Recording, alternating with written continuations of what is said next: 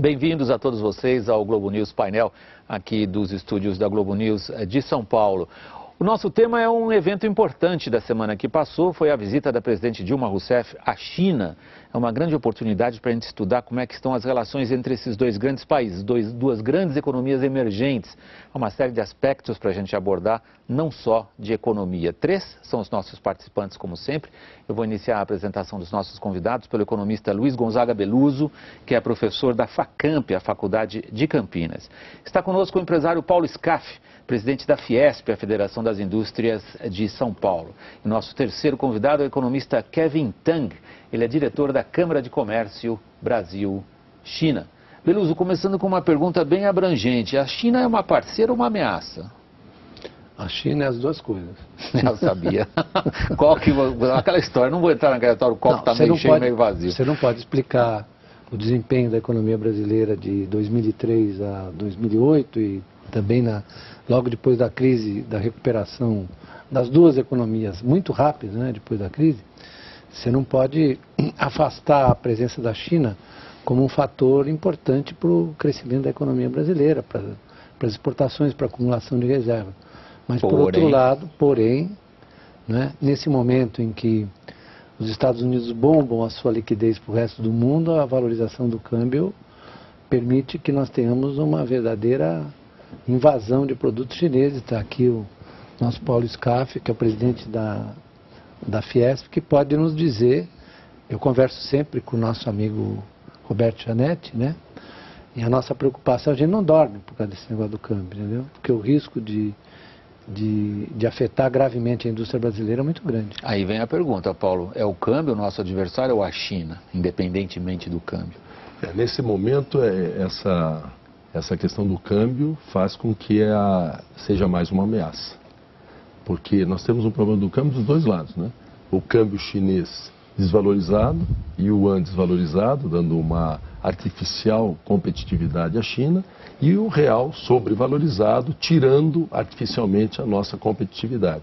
Se você jogar uma desvalorização lá de 20% e uma valorização aqui de 20%, 40%, é muito difícil de competir. Então essa questão do câmbio, sem dúvida, é um problema grave que nós temos.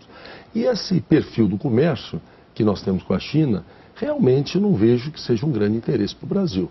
Enquanto nós vendemos 2/3 da nossa pauta de exportações para a China de minérios e soja, quase 100% das importações da China são manufaturados que agregam valor e empregam intensivamente na China. Além da questão dos investimentos, que são controlados lá na China e aqui são mais indisciplinados os investimentos chineses. Temos aqui a Câmara de Comércio, China-Brasil. Chegou a hora de você tentar desmentir tudo isso ou apontar na direção que os porta-vozes do governo chinês apontaram nessa semana que passou, quando confrontados pelos jornalistas com esse mesmo tipo de observação que nós ouvimos agora. E os porta-vozes do governo chinês disseram, não vamos ressaltar esses aspectos, vamos procurar aquilo que é positivo. Bom, eu acredito um jeito chinês, acho que é a realidade. Não, realmente é uma questão que a China tem enfrentado críticas não só do Brasil como do mundo, né? Mas eu também ressalto muito o nosso lado, as nossas dificuldades. Quando você diz nossas, você está assumindo o papel da China? Do Brasil, desculpa. Do Brasil, ok. Do Brasil, no sentido que, como o Paulo falou, o nosso câmbio é valorizado. E não só isso, eu diria que a China, além de ser não é uma ameaça, eu diria mais um desafio, porque ela veio para ficar. E a gente tem que estar preparado a saber como lidar com a China, porque não vai sumir. Pelo contrário, só vai aumentar cada vez mais. Essa é uma grande questão que você levanta. Nós estamos preparados para lidar com a China, nós, Brasil? Não. No momento, agora, eu acredito que falta muito ainda para a gente conseguir reverter, né? Se a ideia é reverter essa pauta de commodities e produtos primários, ressalta-se também que não é só para a China, como para o mundo, né? O Brasil tem que investir muito mais em educação, né? O Brasil não tem engenheiro para produzir valor agregado, tecnologia. Então, eu acho que a China, ela ressalta, ela expõe um pouco dessas falhas ou dessas vulnerabilidades que o Brasil tem. Quando você olha a postura do governo brasileiro em relação à China, você identifica que tipo de visão frente a essa ameaça, desafio, oportunidade? Claramente você tem uma ambivalência, né? Como ele está dizendo, com muita propriedade, né? A China se encaixou muito bem desde das reformas, né? A gente não percebeu, tem gente que até hoje não percebeu, mas já nos anos 90 estava claro que a China estava fazendo a escalada industrial dela, né? À base de como nós estávamos conversando aqui antes, é uma reprodução do modelo japonês, coreano, né? Em suma, do padrão asiático de crescimento, com a diferença, primeiro, que a China é muito grande, né? A segunda diferença é que, na verdade, a China manteve o caráter público do seu sistema de crédito. Basicamente, o crédito na China é público, né? O mercado na China de bens e serviços, sobretudo de produtos manufaturados, é um mercado muito amplo, muito competitivo, na verdade, muito competitivo. E, ao mesmo tempo, o comércio exterior eles regulam, né? Eu estou fazendo uma descrição, não estou dizendo se é bom, se é ruim, muito pelo contrário. Estou me acompanhando. Isso é o Você telespectador como que tem que julgar. O fato é que, né, desde 94, por exemplo, em que eles desvalorizaram o yuan, né, resistiram muito à desvalorização durante a crise asiática, portanto tiveram uma atitude... Você está falando de 98 e 99, tiveram uma atitude, né, importante para manter a coesão do bloco asiático, né? Depois de passar da crise, eles ampliaram as relações com a Ásia em geral, né? Começaram a exportar as indústrias deles para as regiões lindeiras vizinhas, né? Então você tem, na verdade, um cluster, desculpe a expressão cluster, você tem, na verdade, uma mancha manufatureira ali na Ásia, né? Em que a China, na verdade, mantém relações distintas entre os diversos países, portanto era importadora de bens de capital do Japão. Mas o começo do teu argumento era, fica evidente que isto foi algo pensado. Isso foi, na verdade, uma coisa pensada desde 78, quando se iniciaram as reformas. E a minha pergunta ou volta a ser, e eu passo agora ao Paulo, quando a gente se coloca, nós, Brasil, diante dessa descrição que o Beloso acabou de fazer, de um projeto pensado, a um modelo, que você usou a palavra também. Modelo é ruim, mas... É ruim, mas às vezes falta, a gente acaba usando o sapato velho mesmo. Quando você vê o governo brasileiro diante disso, que tipo de atitude você identifica? Na verdade, o que o Brasil precisa é definir bem um projeto estratégico. Nós precisamos definir bem o que nós queremos. Por exclusão, você está dizendo que ele não existe? Não existe. E dentro do projeto estratégico brasileiro, nós teríamos que encaixar a China, encaixar os Estados Unidos, encaixar o Mercosul, dentro de um programa estratégico brasileiro. Que na sua avaliação, pelo que eu depreendo, não está na mesa. Não, hoje na Fiesp está na mesa sim. Hoje nós estamos estamos ordenando tudo aquilo que fizemos, porque essa história não começou agora. E nós temos debatido, temos feito pesquisas, estudos, enfim, tomado providências concretas, relutado, reivindicado e tal. E estamos procurando pegar essas pontas soltas todas para tentarmos construir um laço que vai significar uma visão, assim, na visão do país, na visão do Brasil, aquilo que seria mais interessante. Porque hoje a situação da China... O que seria mais interessante? Porque hoje na situação da China, por exemplo, a Fiesp, nós temos um conselho do agronegócio. Se perguntar para o nosso conselho do agronegócio, a China é uma oportunidade. Então vamos fazer um programa para os próximos 20 anos para fornecer alimentos para a China e tal. Se perguntar para o setor manufatureiro, que agrega valor, que emprega intensivamente, a China é uma ameaça. Se perguntar para um investidor brasileiro que foi para a China de determinado produto, ele pode estar satisfeito, um outro está revoltado. Na verdade, nós não podemos analisar e tratar a China de uma forma pontual, setorial ou empresarial.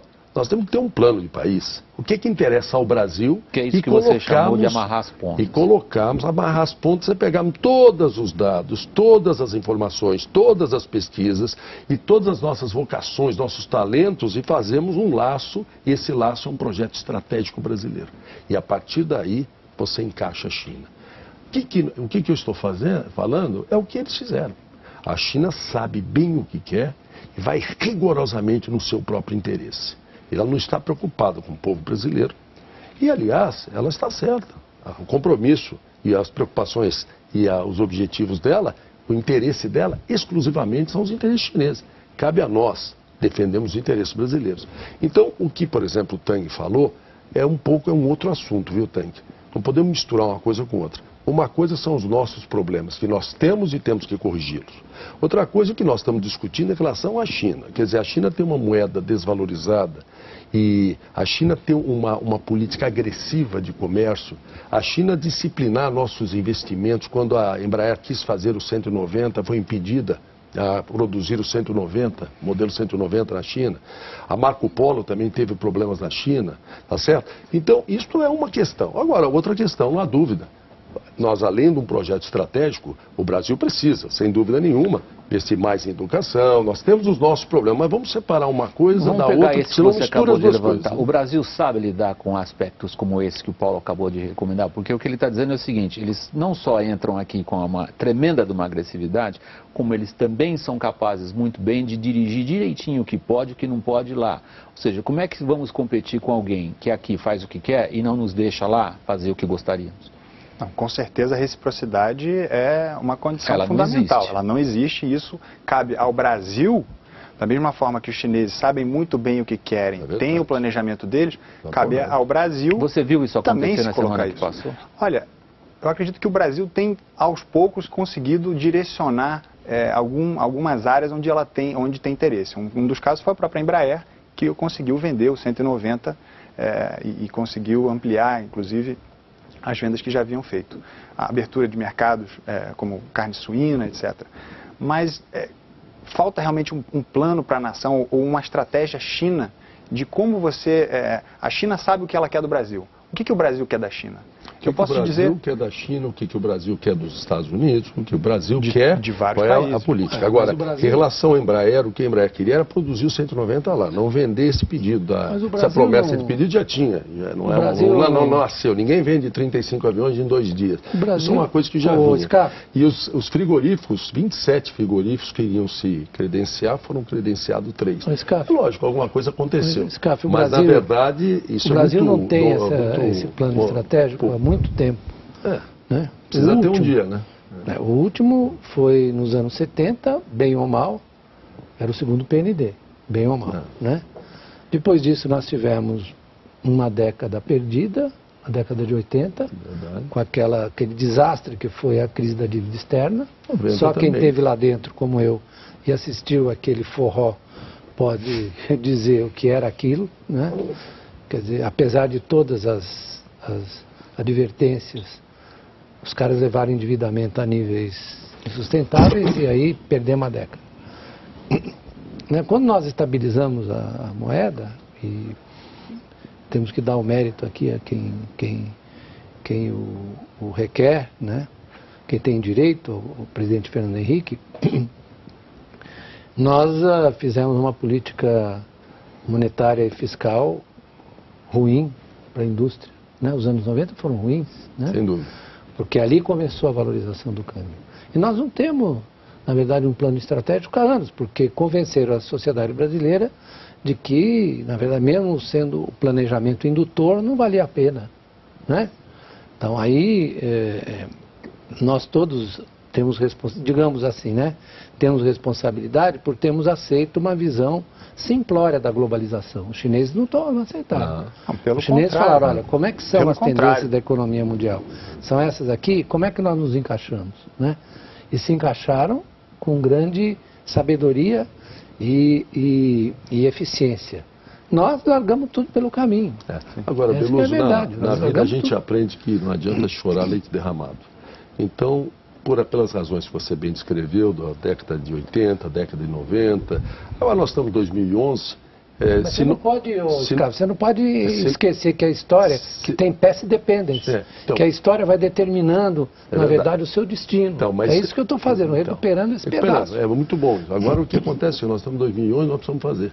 O Brasil precisa ter um projeto estratégico, o Brasil precisa saber com clareza quais são os seus interesses.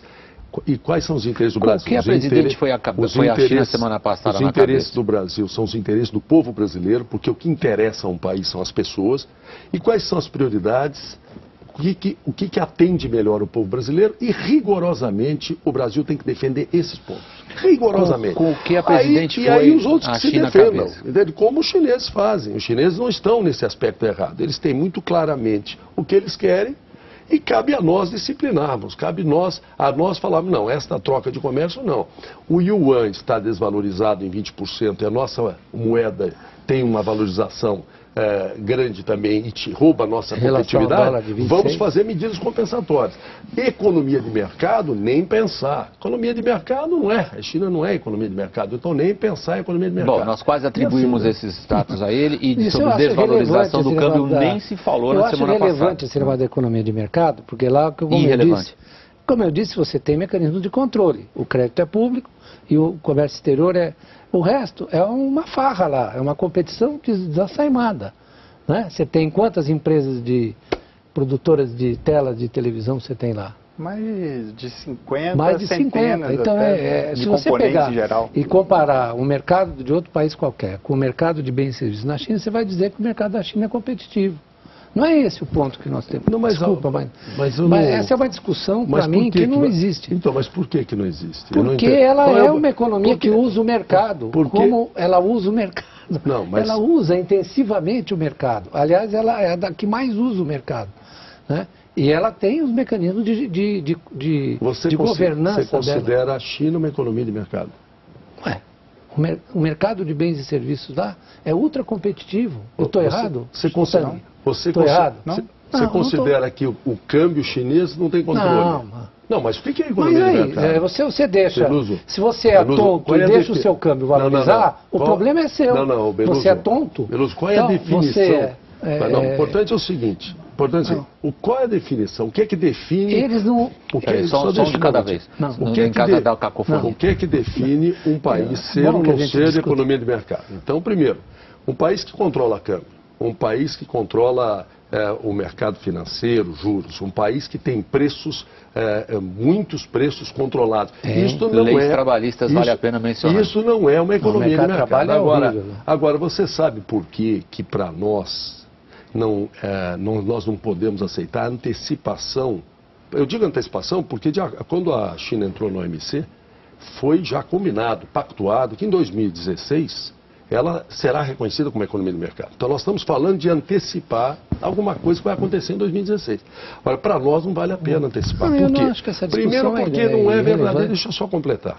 Primeiro porque não é verdadeiro, ela não é economia de mercado. E se nós reconhecemos a China como economia de mercado, dificulta muito qualquer medida de defesa comercial. Porque você deve saber que quando você se a China estiver reconhecida como economia de mercado, para você impor uma sobretaxa, um antidumping, você não pode comparar o preço da China com o de outros países.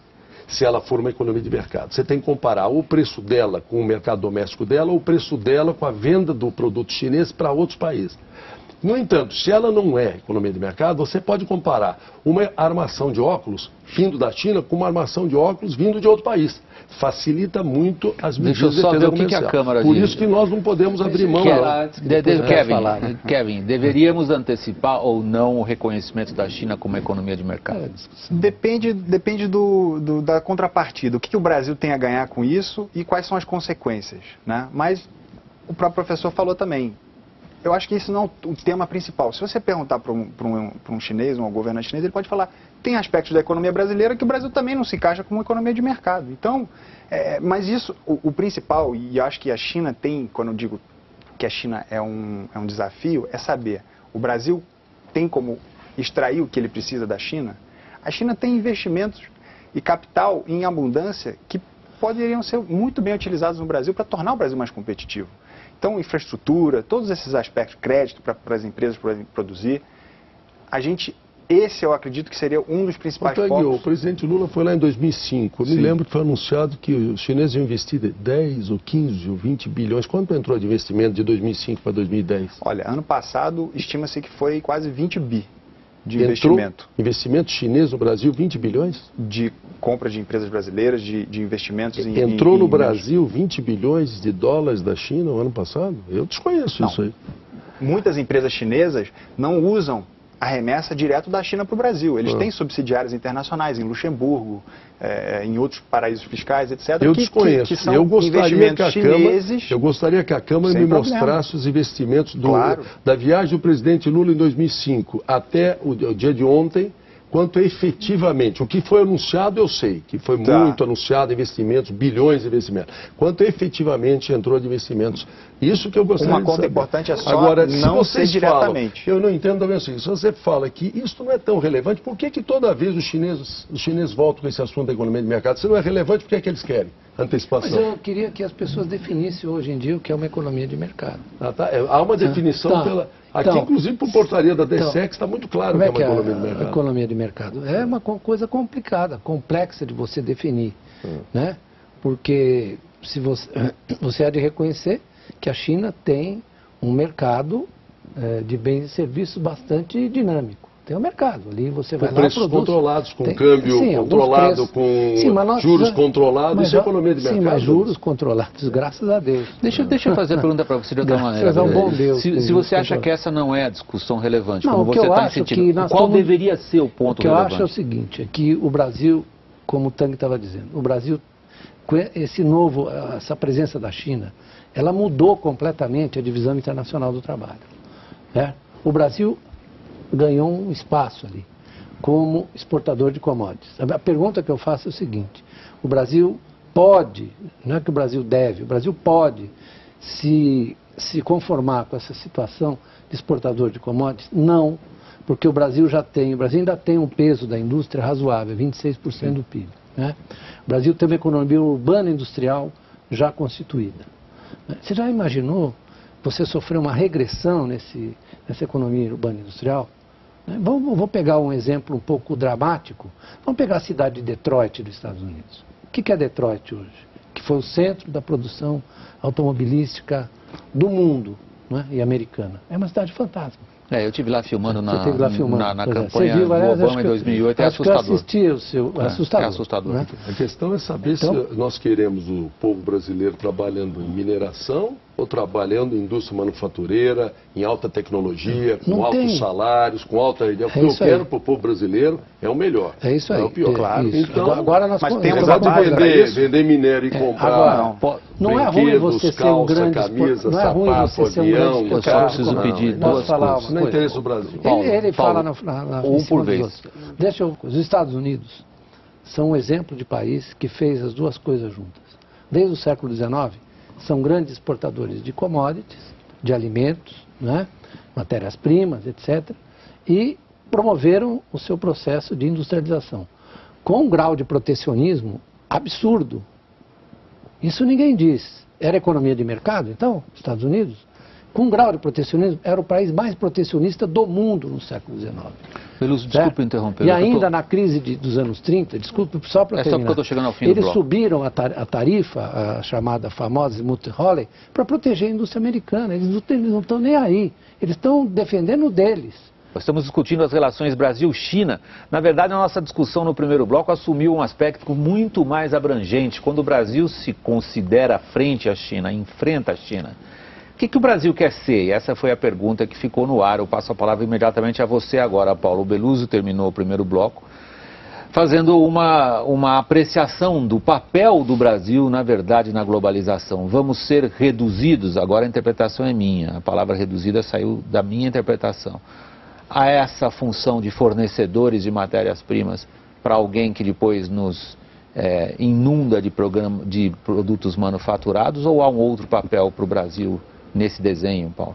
Olha, eu entendo que o melhor para o meu país, o que eu gostaria, o que eu quero e que eu luto para o meu país, é as melhores oportunidades para os brasileiros. Que seriam? E sem dúvida nenhuma, as oportunidades melhores, você desenvolver a indústria manufatureira. Nós temos 3, 4 milhões de jovens que entram no mercado de trabalho todos os anos. Nós precisamos dar oportunidade para esses jovens. É lógico, nós precisamos investir em educação, em formação profissional, nós precisamos fazer com que realmente os serviços públicos melhorem de qualidade, seja a saúde, a segurança pública, tudo isso é necessário, são problemas nossos. Precisamos promover as reformas estruturais, dar agilidade, diminuir a burocracia, tudo isso buscando o quê? O melhor para o povo. E o melhor para o povo não é vender minérios e comprar manufaturados e empregar e gerar empregos em outras partes do mundo. Nós precisamos gerar empregos aqui. O Brasil, ele não pode se dar o luxo de abrir mão da sua indústria manufatureira por uma simples razão. O país tem 200 milhões de habitantes. Nós temos 3, 4 milhões de jovens todo ano entrando no mercado de trabalho. E nós temos que dar oportunidade a esse povo todo. Oportunidade de crescimento, oportunidade de empreendedorismo, oportunidade de salários bons, oportunidade de qualidade de vida. E não se dá isso sendo vendedor de commodities e importando as matérias, os manufaturados, onde agregam valor, onde empregam intensivamente. E, logicamente, no caso brasileiro, que tem 200 milhões de habitantes. Talvez se o Brasil tivesse 10 milhões de habitantes, talvez eu repensasse um pouco essa história. Mas com 200 milhões de habitantes, nós precisamos de emprego no Brasil. Kevin, a China é o principal parceiro comercial do Brasil. Essa relação se tornou perversa? Olha, o problema para o Brasil de ter exportação só de commodities e não ter de manufaturados, claro, a China, por diversos motivos, tem uma indústria extremamente competitiva. E não diria que é só o câmbio. Investimento em tecnologia, inovação, educação, infraestrutura, juros baixos. Ela não escolhe, ela não é malvada, ela não quer invadir o Brasil por causa do Brasil. Ela quer vender os seus produtos, ela quer gerar os seus empregos, ela está fazendo o papel dela. Cabe ao Brasil saber contornar e lidar com isso. Você também proteger o Brasil, erguer todas as barreiras, etc., sem ter como criar condições perenes para esse desenvolvimento de valor agregado, indústrias de qualidade, você pode querer fazer o que você quiser, mas você vai criar um parque jurássico no Brasil. Né? A gente vai voltar para a década de 80, quando a economia era fechada, a gente tem barreira do mundo inteiro e nossa indústria não se torna eficiente globalmente. Beluso, você usou uma comparação histórica na sua última intervenção no programa, que foi ao final do primeiro bloco. E como bom leitor de história que você é, você não fez isso à toa. Você citou aqui a industrialização americana e disse, eles fizeram as duas coisas ao mesmo tempo, foram suas palavras. E a que você acentuou foi, protegeram. O Kevin Tang está fazendo uma ligeira, não sei, eu posso falar cotovelada? Cutucão. Um cutucão nessa ideia. Ele está dizendo, pensar agora em proteger é, na verdade, andar para trás. Sem ter um plano para poder... Me perdoe, aqui ninguém está falando em proteger nada, não. Proteger é uma palavra que pode ser mal interpretada. Não, eu estou usando uma provocação em cima de uma frase. Mas eu estou comentando que estou comentando o que o Tang falou. Isso não é assim, porque você teve... Você não pode... O Brasil é um mercado aberto, é um mercado que hoje tem uma moeda sobrevalorizada, roubando a competitividade dos produtos brasileiros. A China é um país que está com a sua moeda desvalorizada, dando artificialmente uma competitividade para os seus produtos. Nós estamos com uma balança comercial para este ano 2011, com o risco de termos um déficit na balança comercial de manufaturado de 100 bilhões de dólares, por distorções que não estão na mão da indústria, que não está, essa figura que você está falando dos anos 60, 70, não se usa não, hoje, porque as empresas instaladas no Brasil, você tem empresas referências mundiais, da porta para dentro da fábrica, agora da porta para fora, começa na infraestrutura, passa pelos altos juros, pelas dificuldades de crédito, problema de câmbio, enfim. Não, o Paulo é rápido. Então, cuidado, só porque se eu fico aparecendo aqui que alguém está falando em proteger e voltar. Como ele é o único político entre nós, ele sabe usar um microfone. Eu estou falando o seguinte. Peluso, vamos lá. Eu não tenho esse preconceito. Com muita honra sou político. Não tenho o preconceito contra a palavra proteger. Acho que a palavra proteger é até uma palavra interessante. Eu não gosto. Né? Desde que você tenha políticas adequadas, né, para... Quais seriam? Vamos lá. Para promover o desenvolvimento industrial. Todo mundo faz política industrial. Né? Isso virou um palavrão no Brasil. Né? Política industrial, por exemplo. Política está sendo elogiada a atual. Política de exportação de manufaturados. Né? Nós temos alguma? Política de exportação com um de câmbio... manufaturados. Política de exportação... Não só nós temos câmbio... Política de exportação com um câmbio sobrevalorizado? Nós temos câmbio sobrevalorizado e temos também essa praga de exportar imposto. Além do que, nós exportamos imposto. Né? E isso... Uns 6% mais ou menos de imposto. É por aí. E a China, sabe para a China dar de tax rebate, ou seja, de redução de imposto para exportação? 6,5%. Então, a gente tem 6 para cima e tem 6 para baixo. E nós temos para cima e 6 para baixo. Então, nós não temos política industrial de nenhuma espécie. A única instituição que faz política de investimentos industrial aqui é o BNDES. Né? Bom exemplo. O BNDES tem sido muito citado, com muita frequência no noticiário, como um instrumento, como uma ferramenta de formação de chamados campeões nacionais. Aliás, alguns comentaristas veem na maneira como a presidente Dilma Rousseff e alguns dos seus ministros encaram o mundo uma admiração pela China, pela formação desses campeões. Seria um caminho? Todos os países que, na verdade, ganharam competitividade, se apresentaram como protagonistas na economia mundial. Vamos pegar o caso do Japão e da Coreia. Eles criaram seus campeões mundiais. Sim. Então isso seria um caminho? Não sei, eu estou dando um exemplo histórico. Eles criaram seus campeões, assim como a China está criando os dela, não é isso? Então, também são naturais, eles surgem naturalmente. Não, no caso não é nada de natural. Há uma escolha, quem é que vai levar crédito ou não. Claro, claro.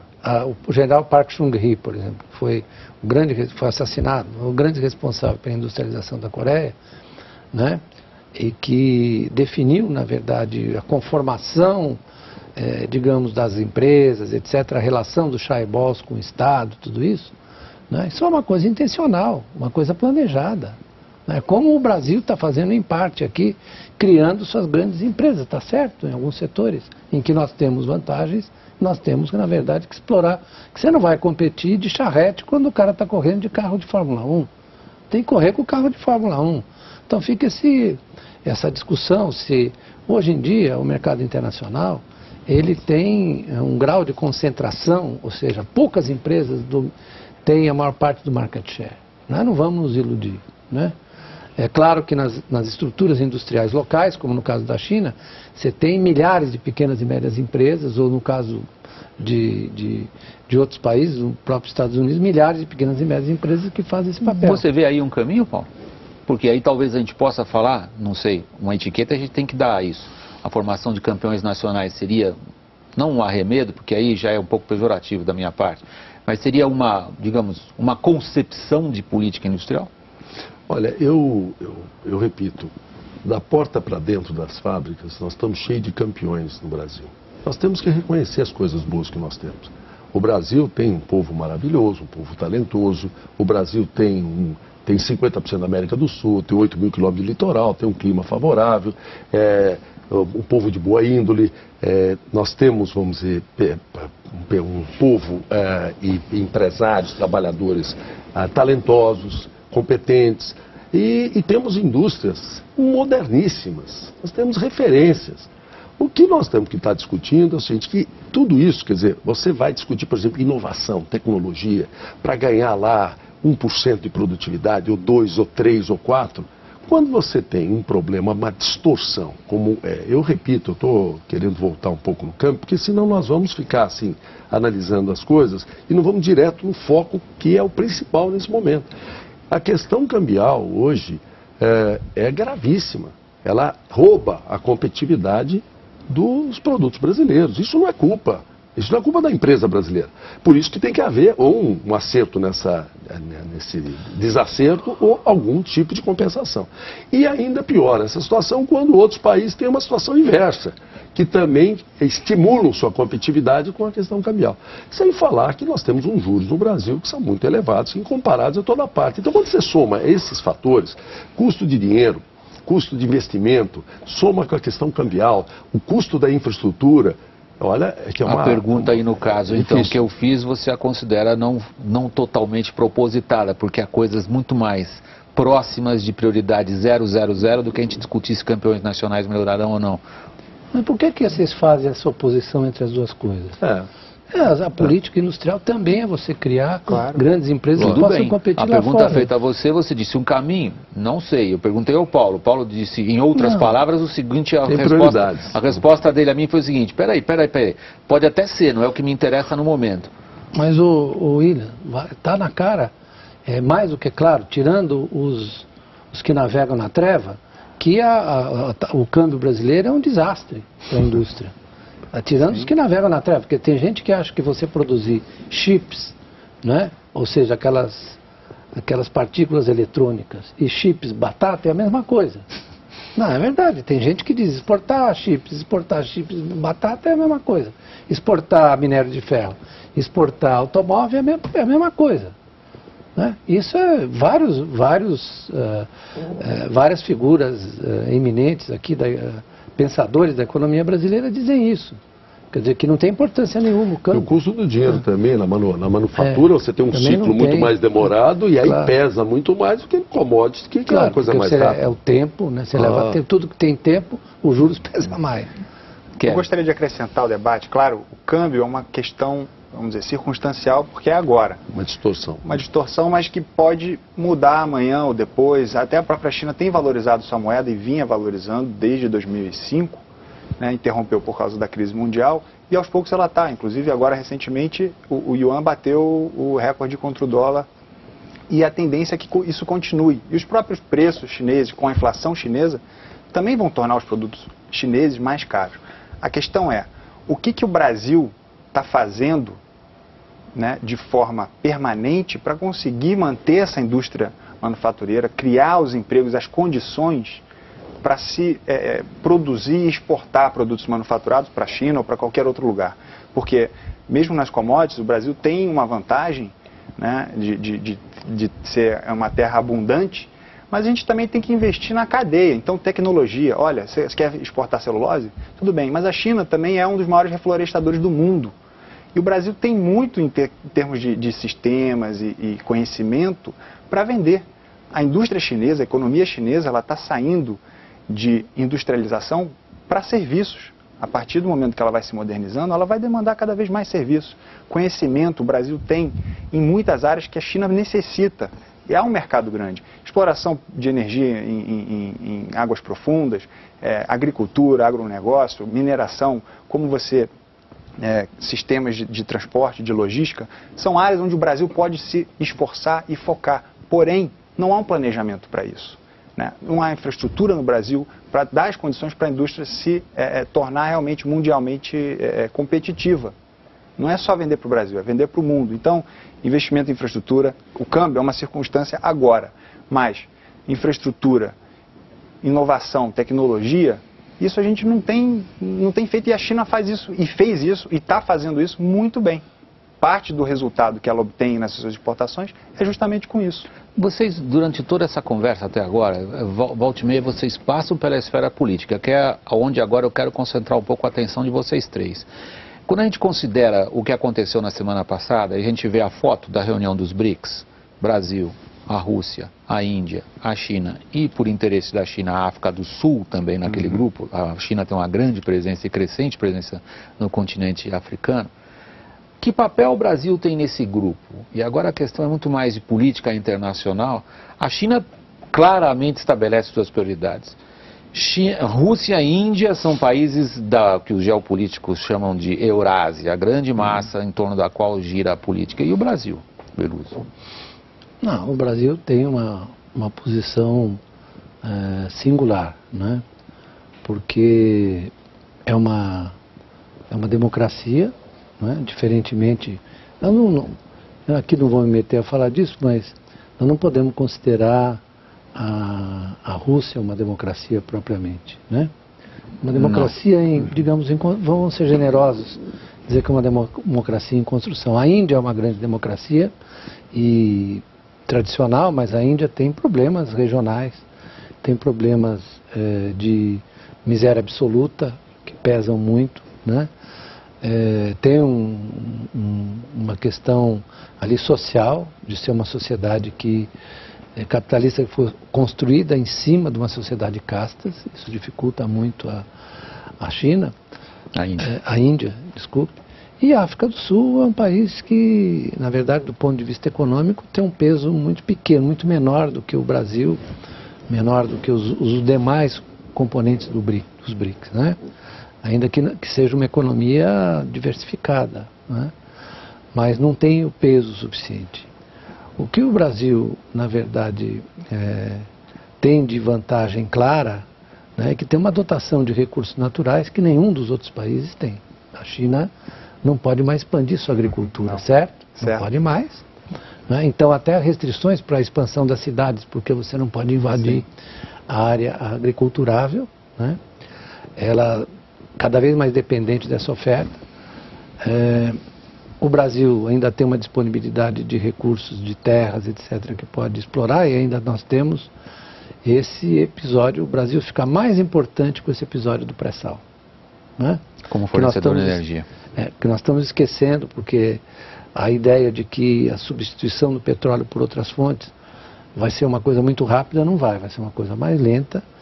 E o Brasil, dentro de 5 anos, pode estar exportando aí de 2,5 milhões, dentro de 5, 6 anos, a 3 milhões de barris. Isso significa, se o preço do petróleo se mantiver em 104, 105, isso significa mais ou menos 100 e poucos bilhões de dólares de receita. Isso vai mudar muito a posição do Brasil, quer dizer, você vai ficar menos vulnerável a uma crise de balanço de pagamentos, bem menos vulnerável. Agora, resta saber como é que nós vamos nos defender dos malefícios dessa chuva de dinheiro. A tal da doença holandesa? A tal da doença holandesa. Ela existe já, Paulo? Eu queria só fazer um comentário sobre o que ele falou do pré-sal. Aqui a gente está discutindo, pode parecer também que, bom, o Brasil então não tem jeito, o Brasil, estamos colocando os pontos que estão nos preocupando, a questão cambial, a questão da necessidade dos investimentos na infraestrutura, isso dificulta a nossa competitividade e, por outro lado, nós estamos sendo atacados com vendas, com importações fortíssimas de manufaturados e que isso compromete os interesses brasileiros, os empregos brasileiros e tal. Mas isso não significa que nós não podemos deixar de lembrar que, vamos dizer, o Brasil é um país que tem um potencial tremendo.